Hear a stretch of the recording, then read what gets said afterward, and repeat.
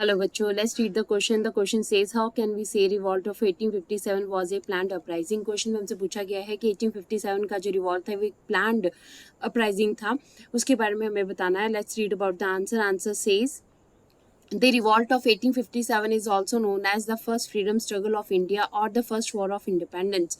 देखिए 1857 का रिवॉल्ट जो है इसे फर्स्ट फ्रीडम स्ट्रगल इंडिया का कहा जाता है और फर्स्ट वॉर ऑफ इंडिपेंडेंस के नाम से भी जाना जाता है. तो according to V D Savarkar जो है उनके अकॉर्डिंगली क्या है, it was a first war of independence की इंडिया की आज़ादी की जो पहला संघर्ष है वो हमारे पास 1857 यानी कि 1857 की क्रांति है.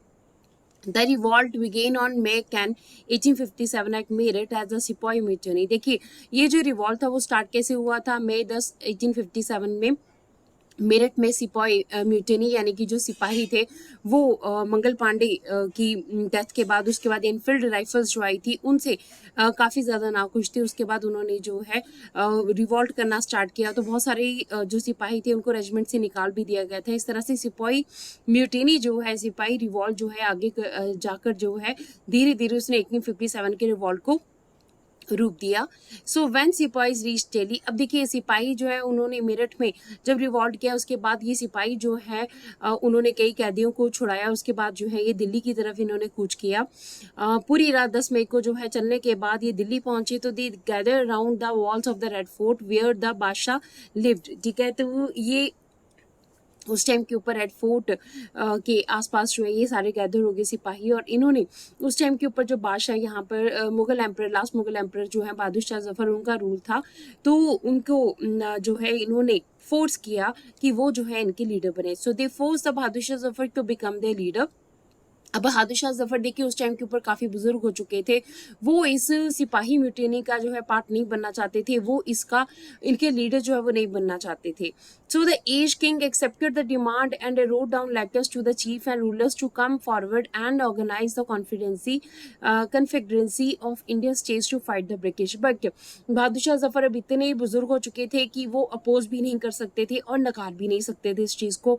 इस वजह से क्या हुआ कि जो बुजुर्ग हो चुके राजा थे उन्होंने जो सिपाही थे उनकी डिमांड को एक्सेप्ट कर लिया और उन्होंने आसपास के जो इंडिया के जो चीफ्स थे, रूलर्स थे, इनको जो है लेटर्स लिखे कि सब जो है ऑर्गेनाइज हो, इंडियन स्टेट्स जो है वो सब ब्रिटिशर्स के खिलाफ ऑर्गेनाइज हो और ऑर्गेनाइज होकर क्या करें, एक कन्फेडरेसी बनाए और ब्रिटिशर्स को यहाँ से बाहर निकाले. As Mughal dynasty rule for a long time on the maximum parts of the country, so the people thought that it will be good for the Indians if Mughals rule again on India.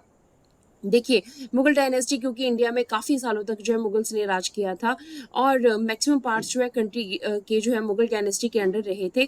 अब यहाँ पे जो है वो Indians के लिए अच्छा था कि ब्रिटिशर्स, क्योंकि ब्रिटिशर्स जब से आए थे इंडियंस की एक्सप्लॉयटेशन काफ़ी ज़्यादा हो रही थी. मुगल्स के टाइम के ऊपर जो है उनका इतना ज़्यादा एक्सप्लॉयटेशन नहीं था. तो अब जो इंडिया के राजे भी थे, जो किंग्स थे, वो क्या सोचते थे कि they will also be able to rule again on their territories, की उनको फिर से जो है अपनी कैरेक्टरीज जो कि ब्रिटिशर्स ने उनकी कैप्चर कर दी थी उनके ऊपर दोबारा से वो रूल कर सकते हैं. So the British had not expected this to happen. अब ब्रिटिशर्स ने ऐसा बिल्कुल भी नहीं सोचा था कि ऐसा कुछ होगा. They thought the disturbance of the cost by the cartridges would die down, कि कार्टेजेस की वजह से, इनफील्ड के कार्टेजेस की वजह से जो प्रॉब्लम क्रिएट हुई है वो प्रॉब्लम क्या होगी, खत्म हो जाएगी. बट बहादुर शाह जफर इस उसका जो डिसीजन था to bless the rebellion change entire situation dramatically. देखिए क्या हुआ कि जब बहादुर शाह जफर ने सिपाहियों के साथ जो है खड़े होने के बारे में सोचा, डिसीजन लिया और सभी रूलर्स को जो है यहाँ पर इकट्ठा होने के लिए और ब्रिटिशर्स के खिलाफ लड़ने के लिए एक जो है एक संघर्ष करने के लिए जो है मनाया. तो उससे क्या हुआ कि इस रेबलियन की जो सिचुएशन है बिल्कुल चेंज हो गई. अब इसके बाद दिल्ली में रिवॉल्ट के बाद लखनऊ, कानपुर, झांसी, इन सारे एरियाज में भी रिवॉल्ट होने लगा. तो इस तरह से हम कह सकते हैं कि 1857 का जो रिवॉल्ट था वो एक प्लान्ड अपराइजिंग था जिसने कि फर्स्ट वॉर ऑफ इंडिपेंडेंस भी कहा जाता है. बट कुछ कारणों की वजह से क्या हुआ कि ये अनसक्सेसफुल रहा.